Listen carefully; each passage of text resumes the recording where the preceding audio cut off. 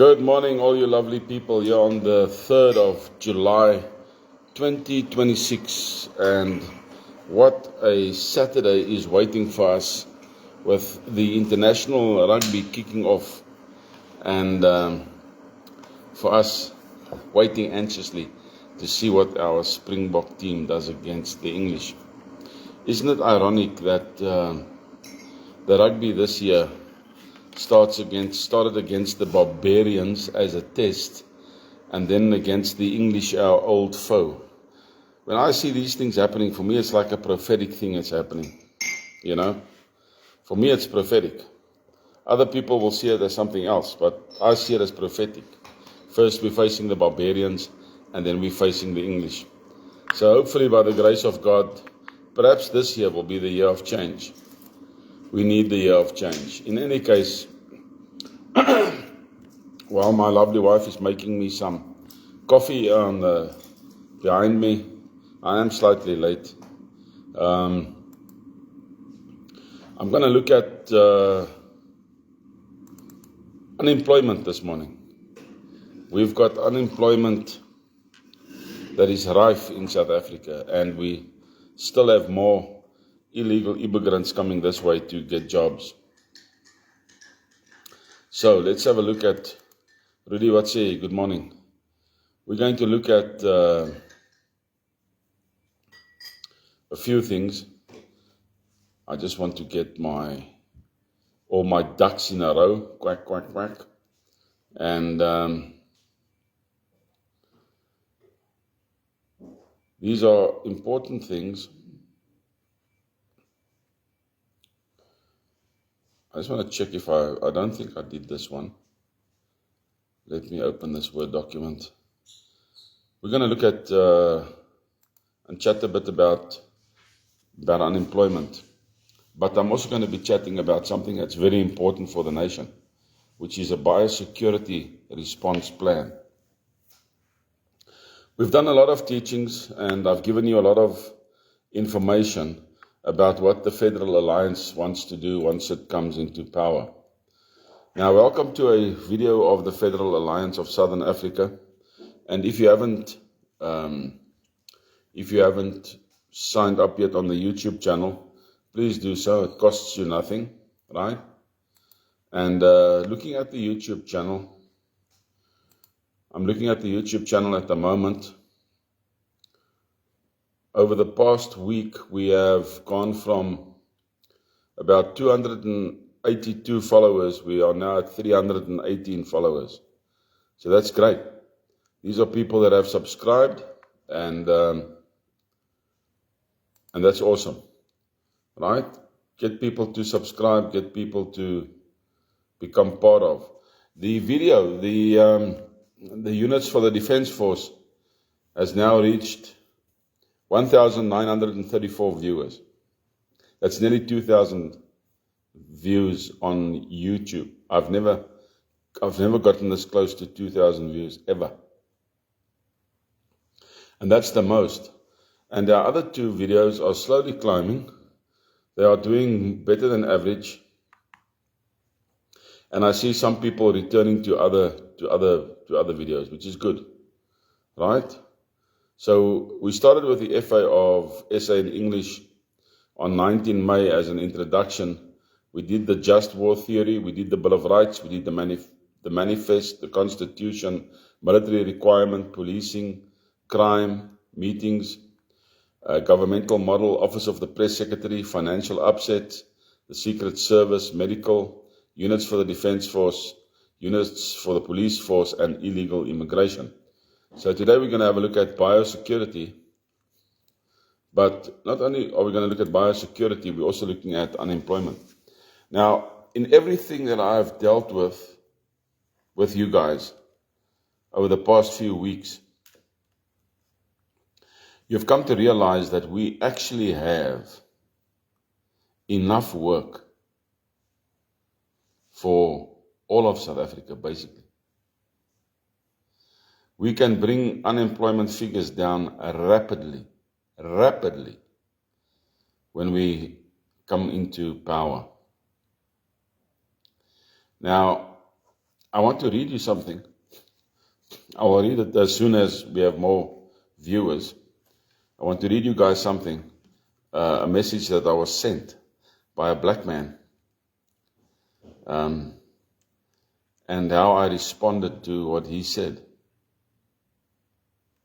It's important for us to realize that we are not backing down. We are not backing down. I received a message last night late. One of the kings tried to phone me. I haven't spoken to a king in 3 months. Easily 3 months. Right? But now to get a phone call again from one of the kings, that's just showing me that there's some grease on the axles. There's some grease on the axles. Now, just a quick mention on unemployment. We have work in the defense force sector, in the military sector. Well, that's the military. In the peacekeeping force that is taking over the policing jobs. We have work in the financial sector. We have work in the medical sector. We have work in the construction center. And in the construction sector, we have far more work than in any other sector. Although in our military sector, we can still infuse quite a lot of jobs, right? Especially when we start retraining everybody and bringing section leaders in, training leaders from all over the world, which we want to do. We want to start with Germany, and then we want to start with Japan. We want to bring these guys in so they can help us instruct our guys so that we can become a military force par excellence. Par excellence, old chap, par excellence. Right? So we need this. We've got construction that needs to take place. We've got cities that we need to rebuild.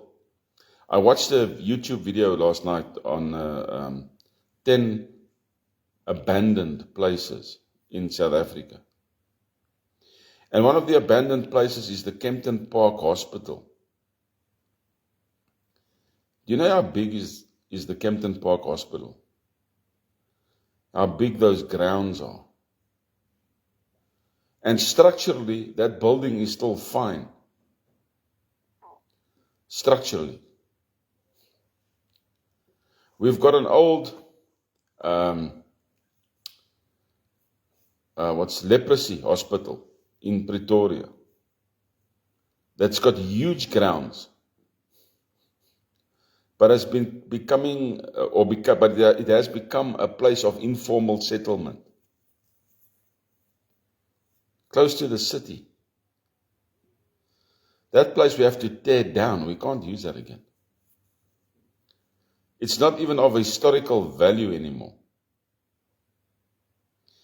The only thing that you can put up there is, once upon a time, there stood a leprosy hospital in this area. That's all. But we need to tear it down, brick by brick. We've got other buildings in the CBD of Johannesburg, of Pretoria, of Durban, Port Elizabeth, Cape Town. Less in Cape Town, in East London, places that are empty, that need to be revamped, need to be redone, from the plumbing to the electricity to the, you name it. So we have got a lot of work. When it comes to the illegal immigration side of it, we've got to rebuild our borders. We've got to rebuild our home affairs. We've got to demolish shacks, etc., etc. When you drive on the highways, then you see all these major equipment just standing, waiting for somebody to hire them. From graders to cranes to rollers, you name it. Massive equipment that's just standing. Somebody invested in this equipment long ago, and now they just stand. Nobody's hiring it. Nobody's using it. So we've got equipment waiting. We've got sufficient people that's waiting. And we've got enough work. So unemployment doesn't have to be a problem anymore in South Africa. We've got roads that we need to repair. We've got bridges that we need to repair. We've got train lines that we need to rip out and put in a totally new train system. Right? We've got flyovers that we need to build. We have to update our airports. And the list just continues and continues. But here's the thing, we can do this. We can do this. We've got the will. And if we have the united will of the people behind us, then we can do this. Like, before I continue with biosecurity response plan, I just want to go to the one YouTube video that we did about on the military. And I just want to quickly read to you what this one guy said, one African guy. And what was my response?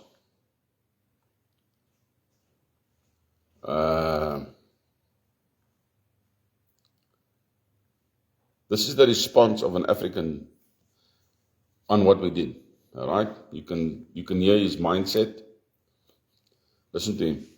You don't have the numbers. Listen to this. You don't have the numbers, the strength nor the guts to do what you people did in the 1840s, the 1860s, the 1930s, and the 1960s. Now we are entering an era of black nationalism. No, you're not. You're entering into an era of poverty, you stupid person. Various tribes will rise above in their circumstance. No, they never could. In their skirmishes, rise above in their skirmishes. This guy can't even do proper English. And the one who will be victorious will rule South Africa in its entirety. So what he's saying is one tribe will stand up. Right? One tribe. Suppose probably a Zulu or a Xhosa. One tribe will stand up and will take over all the other tribes. Yes, one tribe is going to stand up. It's called the white tribe. European settler colonial times are gone. We are not settlers. We are of the soil. Because not a single nation on earth trusts Europeans. Not even the young Europeans trust the Europeans. Can you see what type of mentality we have out there? So I replied like this. When it comes to the numbers, I said, actually we have. We are the only group to defeat the British Empire, causing the fall of the English colonies. We have the numbers. We have signed alliances with 10 kings, already giving us 23 million people backing us. And boy, do we have the guts. Do we have the guts? This Ramaphosa will be the last black president in this South Africa. That's what we said. This is what we said. So we have the guts, we have the numbers, we have got the will. Ons het die wil, man. Hierdie houtkop vir my kom vertel ek het hierdie wil nie. I wasn't supposed to say that. I wasn't supposed to say that, in any case. So, one of the other things that we need to do is we need to ensure a rapid pandemic and biosecurity response plan for a fragmented nation, right? We have this rubbish of COVID. Now we have this rubbish of swine flu.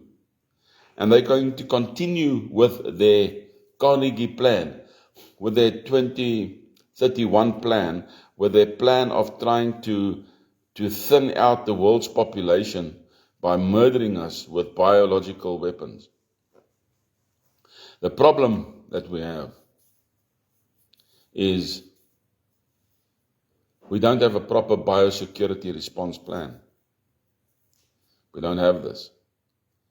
If there's suddenly a massive outbreak at one of our harbors or at one of our borders, we are stuffed. Pete, good morning. We are totally stuffed, right? When these things happen. Totally. So, the objective is to establish a decentralized, resilient biosecurity and pandemic response system to counter outbreaks, biowarfare, and external interference while avoiding reliance on compromised global entities. Now, what is a compromised global entity? The WHO, The World Health Organization is a compromised global entity, right? They lie, they steal, they cheat, and they murder. Their father is the devil. First phase. The first thing that we need to do is we need to, I hate the cold. As mens koud kry jy verkoues en jy kry allerlei goed in any case, but don't worry, I am sorted. Immediate stabilization, 0 to 3 months. Establish a Provincial Biosecurity Council, the PBC, composed of trusted regional leaders, tribal elders, military remnants, and medical experts. This is one of the things that we have to do first. In every section, in every sector, we have to do something first, right? We have to do this. Their mandate is to coordinate rapid response, intelligence sharing, and resource allocation. Secure critical infrastructure, identify and fortify remaining medical facilities, labs, and supply depots. Reinstate emergency power, water, and sanitation in key zones. Localize surveillance and early warning. Deploy mobile disease surveillance teams. Tribal liaisons, ex-military medics, veterinarians. Use decentralized reporting, encrypted comms, low-tech signals like couriers if necessary. Then we have a decentralized defense network, which is 3 to 6 months. We need the time to do this, but we have the people to do this. Establish regional biosecurity hubs. Each state or tribe designates a hardened medical hub with diagnostic labs, modular, portable if needed. Train local militias in CBRN, chemical, biological, radiological, and nuclear defense. Can you guys see how important this is? Then we need counter-biological warfare, BW measures. Intelligence, sabotage-resistant, asymmetric deterrence, pandemic, containment, protocols. Mani, good morning. And isolation zones, traditional medicine, anything that can help. We'll have to look at everything and anything, right? Then we have long-term resilience, 6 to 12 months. Autonomous production, regional manufacture of PPE, antivirals, and vaccines. Now, when we say a vaccine, this is not the rubbish that we've been fed by the World Health Organization and the Americas, etc., etc. Barter systems for medical supplies between states and nations. Alternative global alliances. Partner with non-WHO medical networks, private labs, diaspora scientists, friendly nations. Reject treaties that cede sovereignty. Instead, ad hoc mutual aid pacts, right? If a treaty like what the World Health Organization tried to force down our throats, putting us under risk as a sovereign nation, that they take control of us when there's an outbreak, that's a no-no. We take control of us if there's an outbreak of anything, right? But an outbreak of anything should be stopped at our borders. And any drone that flies over our country that shouldn't be there should be shot out of the air immediately. Psychological and information warfare defense, counter-propaganda, local radio, etc., crisis narratives, we need to know what to do. Key principles, decentralization, deterrence through transparency, expose biowarfare attempts to rally global backlash. If we know another country is trying to infiltrate us through global warfare and destroy us, we need to make it known worldwide. Tribal state loyalty over central control. This is important, right? Each state must have its own system and the systems must be connected and work together. The end goal is a survivable biosecurity system that operates without centralized power, turning fragmentation into resilience. Right. So I have a whole list here, for example, of critical equipment that we will need. Right. Ons het nie geslaap en ons het gewerk. Critical equipment. There's a whole budget list here. Surveillance and diagnostics, portable PCR machines. These units are between 5 and 15,000 US each. We need about 50 of these units for South Africa. Rapid antigen test kits. It's about $1 to $5 a test. We need about 1 million to 5 million tests. Handheld genome sequences. There's the Nanopore or the Minion. They're about 1,000K each. We need 100 units. Drones for sample transport. Did you know that you can use a drone to transport samples? Jan, good morning. Right? If you need to figure out what's in this blood, why send it with something else other than a drone? One of these massive drones doesn't have to have a freaking bomb in the stomach. It can have a space for medical units. And in an hour, half an hour, however long it takes, it lands at a lab that's properly equipped to deal with this type of thing. And the tests can be done. We need to think out of the box. Right? Then there's personal protective equipment.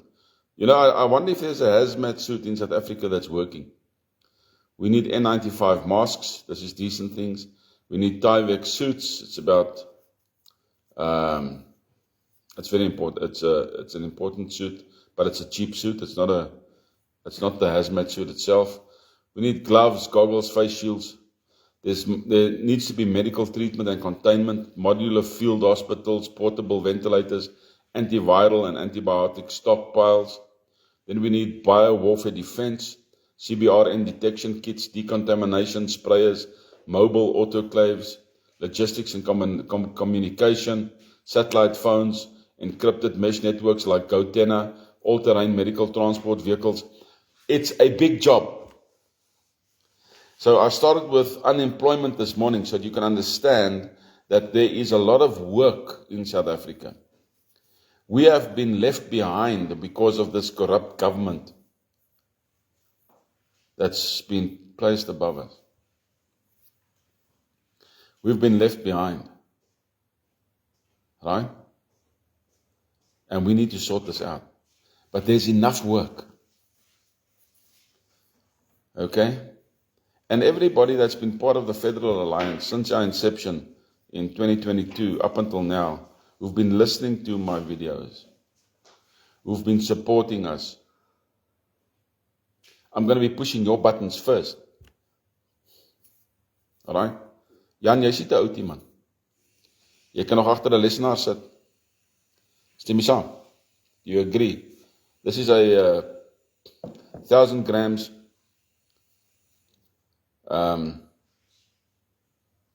flip it, nou het ek vergeet wat het is. Vitamin C. I drink it with a coffee.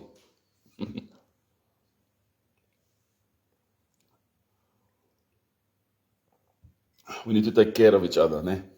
You need to take care of yourself. You need to take care of yourself. Especially in the winter time. Right? So we take care of us, we take care so that we can do the job. So, we're looking at about 200 mil US for full biosecurity autonomy. The cost drops, if we can do local manufacturing and stuff like that. We can set up factories to do this job. We have plenty of empty factories that we can revamp, repurpose, send out teams, appoint certain teams to go check out what we have, right? You know what's an important thing for me? There's one thing that I hate. Now listen to what I hate. I hate driving into a warehouse district, an industrial area, and I drive past these massive warehouses and massive buildings, and I've got no idea what they are doing inside there. It's going to be law for you to state your business on the outside of every building. Not only is it easier to find, point number one. Point number two, if we know what you're doing, again, you're easier to find. You catch my drift? Because I'll tell you now, there are things happening in certain warehouses across the country that we don't know about. I'm sure of it. I'm sure of it. And we're going to do a proper inventory of who does what where. Even if it's just a manufacturing plant, manufacturing one item, I want to know what you're doing. I want to know what you're doing. Why? It's because of the safety and security of our people. The safety and security of our people. Was it now 2 years ago that they were setting up this major plant in Cape Town for vaccinations? Right? They were setting up this major plant for vaccinations. And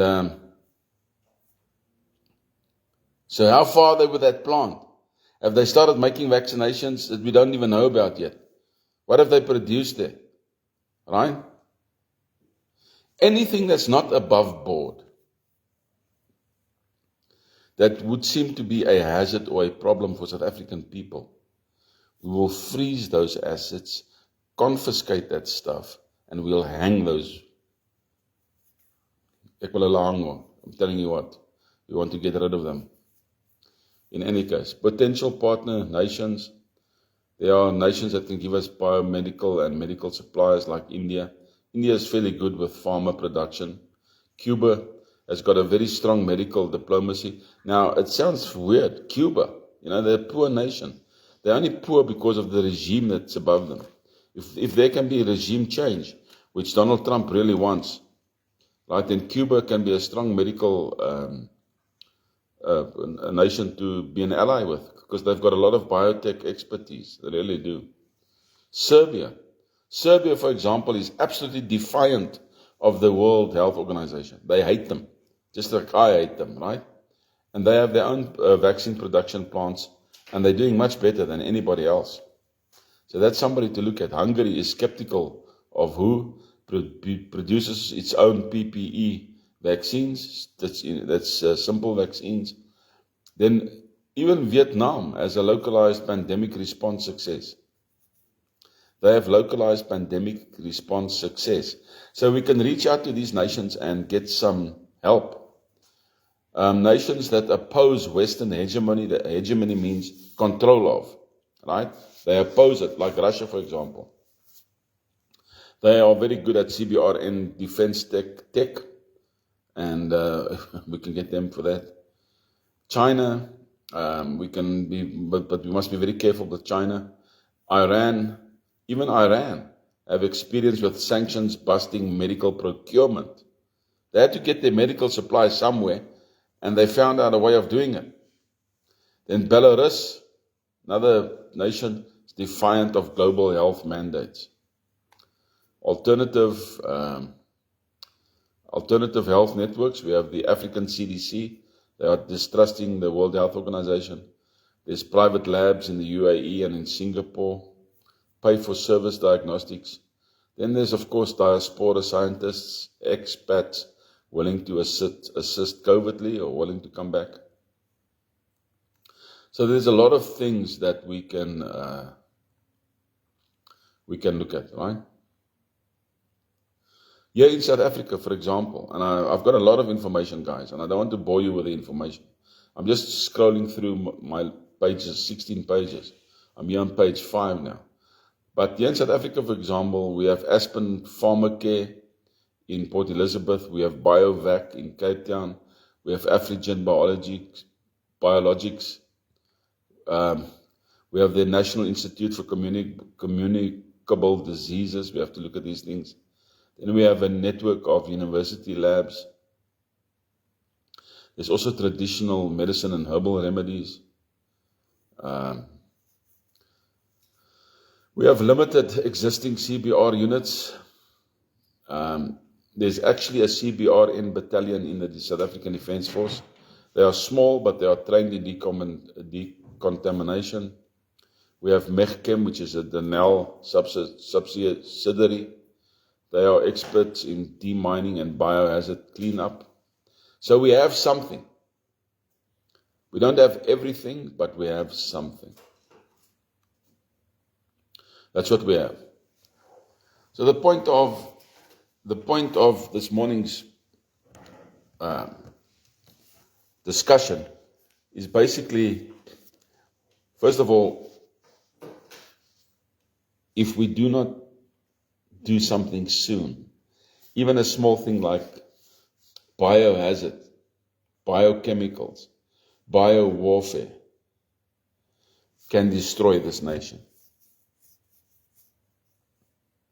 Clean us out. Then they come in whenever they want to come in and take over our platinum mines, our gold mines, etc., etc. If we do not have a proper response for this, we are like sitting ducks. That's the one point I want to make. The other point that I want to make is that we have the jobs. And when we get investing from other nations, when they see there's a regime change, we'll have more investors than what we can handle. Right? Because there are far more investors out there who truly want to invest in a decent, genuine, fast-growing South Africa than what we don't have. I listened to a bit, and I'm going to finish with this. I listened to a bit of Groenewald yesterday on the prisons. These guys are a joke, man. Did you know that when they want to expedite somebody, right, between South Africa and, say, Zimbabwe, for example, these illegal guys, they give themselves up as being illegal, right? Then the South African government transports that person back to Zimbabwe, feeds them and gives them housing on the way, wherever they need to stay for a moment or two, for free. So what you have is you have Zimbabweans coming over illegally, spending a lot of time here until their money is up or whatever, and now they want to go back. Then they hand themselves over and they get transported back for zero money. They are fed, they are clothed, they are whatever, and they go over the border for free. To me, that is just plain stupidity. As I said in my video on Wednesday about illegal immigration, you warn them. You give them the opportunity to run. And then you crack down on them as hard as possible. I thought there was 27,000. I think Groenewald said there's like 60,000 illegal immigrants in our prison system. Dis flippin' patheties, man. It's pathetic. Put them in chains. Put them on a bus. Take them to the border. Drop them off and tell the Zimbabwe government, take your flippin' people. We don't want them. And if they come over the border again, we shoot them. We take their fingerprints and we take their mugshots. We even take their bloody dental records. We do the whole lot. And if you come over this freaking side of the fence again, we shoot you. Right? Until the nation itself, Zimbabwe, becomes part of the Federal Alliance, then we have other laws in place. We have other laws in place. So this is not just a thumbsuck operation. This is what needs to happen. In any case, it's Friday and it's weekend. Amaboko Boko tomorrow. The All Blacks against the French. The Wallabies against the Irish. Who's going to get thrashed? Who's going to get smashed? We've got a very strong rugby side. Sluit af met 'n bietjie rugby. We are Freelanders, Englishmen, Boere, Afrikaners, Irish, whatever you want to be. Venda, Pedi, Koza. We are different nations in one nation. And we've got to make room for everybody and make sure each one has got his little piece of land in the sun. We have to. It's our mandate from the Father. With the Lord God is unity strength. There's no other way. I hear a lot of groups speaking about Eendrag maak mag, but they leave God out of the equation.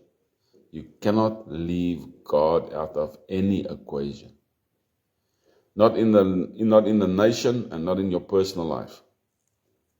If you leave God out of your personal life, the Father, the Son, and the Holy Spirit, you're a specially stupid kind of person.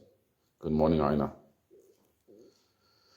So guys, have a fabulous weekend. May God bless you and keep you and make His face to shine upon you, man. May He give you peace. Hey, Andrew? Andrew, you're early for Monday morning. May the Lord give you guys peace, man. Let's strive together for peace in this nation. We start with peace. And if if the peace kite doesn't want to fly, we take out the stick. That's what we'll do. In any case, have a good one. All the best. All good, Andrew. All the best.